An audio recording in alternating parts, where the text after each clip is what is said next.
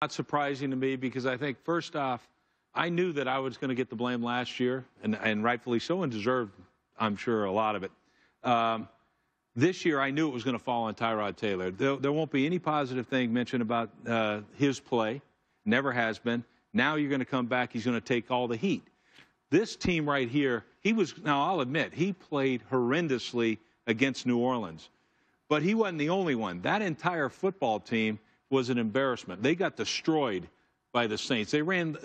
They never punted. They ran 24 straight runs, give up 6 rushing touchdowns. So it wasn't just Tyrod Taylor. There's a fact here you mentioned right there. He's thrown 10 touchdown passes and only 3 interceptions. 2 of those interceptions should have been caught. And we'll roll the tape right here. Take a look at this tape right here. These are 2 of his interceptions. This one right goes in the end zone. Charles Clay tips the ball. That ball's got to be caught, and it could have been a touchdown. All right? So you can see it right here. That would have been 11 touchdowns and only 2 picks. Now let's go last week. They're playing the Saints. Look at this one.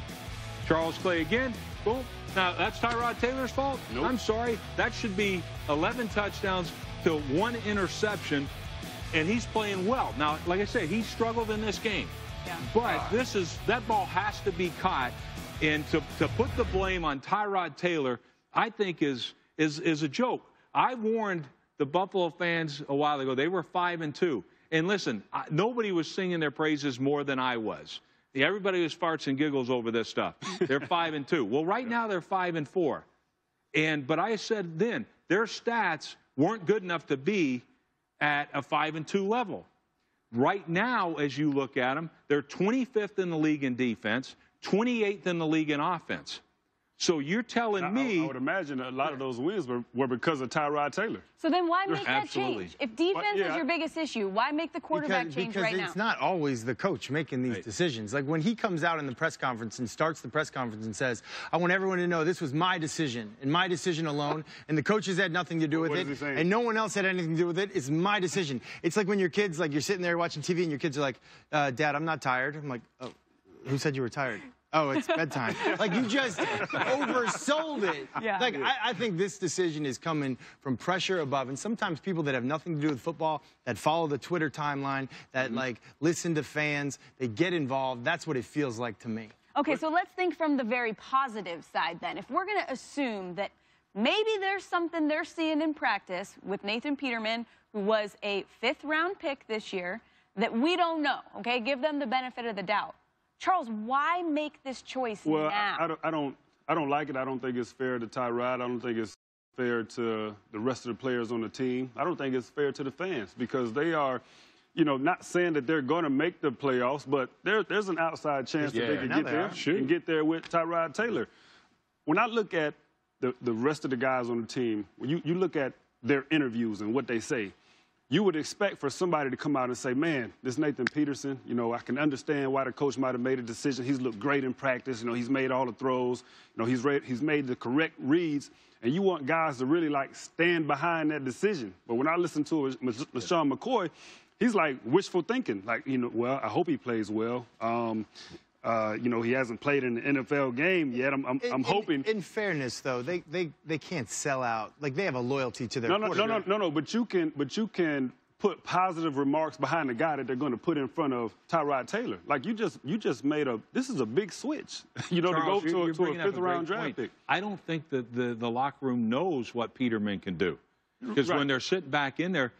That's why I don't think they're coming to this guy's age. Look, but you have flashes in practice. Like, you see it now, you're like, man, this dude, man, he's going to be special. But I haven't heard that yet. No, I haven't either. But there's been a lot of things. He played well, I guess, in the preseason. So, you know, he generated some buzz then. But this thing, to me, it's ridiculous to put the blame on Tyrod Taylor right here. You know, however, you know, this guy, unless he's Jim Kelly coming back, I don't know why you make this trade, you know, make this switch. But for whatever reason, Tyrod Taylor has not been their choice, and so they make it right here. I agree, Matt. It's hard. It's hard as a player when you have a new head coach and a new GM. Like, I've lived that. Like, you're not their guy. Yeah. And so they're on the clock. They get to have their own guy, and they're responsible for the success or the failures of that person. guy. They inherited this guy. So does he fit Rick Dennison's system better? With that guy. Like, it makes no sense. But I get all this because you guys bring up a great point. And I hate that as a coach because you're coming back in. These aren't my guys. No, they're all your guys. Yeah. Here's the deal. Every one of these guys are your guys now. But they don't treat them. What have they done? They've thrown out Sammy Watkins. They threw out Robert Woods. They threw out Marcel Darius. Not their guys. You know, so not their guys. Tyrod Taylor so not you're fit his exactly system? right here. But it blows me away because these guys, you got to go in as a coach. And by gosh, these are my guys. Yeah. And they should be treated that way. But instead, they're showing them the door. And if you're a veteran player in this room, how does Richie Incognito look? Yeah. How does Shady McCoy look right now? It's like they've already kicked out Tyrod, all these guys. Am I going to be the next guy? We're starting over? Yeah, that's what I think. We're starting over. And y'all talking about starting over, I think you made a great point. We're talking about these guys are still in the playoff hunt. And, you know, the teams that I played on never made a change like this. And if you did make a change, it wasn't for a rookie. You know, so for Peterman to come in, look, guys, the decision's already made. So the best thing we can do is just sit back and just let this young kid do what he does. And then after the following week, then we'll come back on this television and get back at it. But Coach, the organization made a decision. All right? Mm-hmm. You're the head coach. You coach. We're players. We play. The higher-ups, the executives made a decision. They have to live with it. So however Peterman turns out, hey, let's sit back and just wait, man, because as soon as he makes a mistake, we're not going to be the only ones that's going to criticize. If you're Tyrod, you better be ready to come back and play better than you played the last 2 games. Because there's a lot of players on that team that need to come back. Yeah. So who else got benched? Was there anybody else? Hey, I don't know, but you could have benched all 11 on defense. Exactly. So the blame go around, not just on what they put the blame on one guy for the team having success the last couple of weeks. Well, that certainly all the attention, you know, went on this. So it was all deflected. It would have been negative the entire week. So if there's one positive thing, Sean McDermott got this off of their football team, but put it on one guy. And I don't necessarily get this one, but, you know, because as coach, you got to take the good and the bad. You've certainly taken all the bows for your team being 5-2. Now it's time to step up and say, it's on me. Every bit of it's on me. And that's the way it should be. This team right here, should they get well this week, they're playing against a team that has 3 starting offensive linemen out against the Chargers, right? You got Phillip Rivers coming out of concussion protocol. Yep. So they should get well this week. But my money is you got a rookie quarterback, it's time to come after him.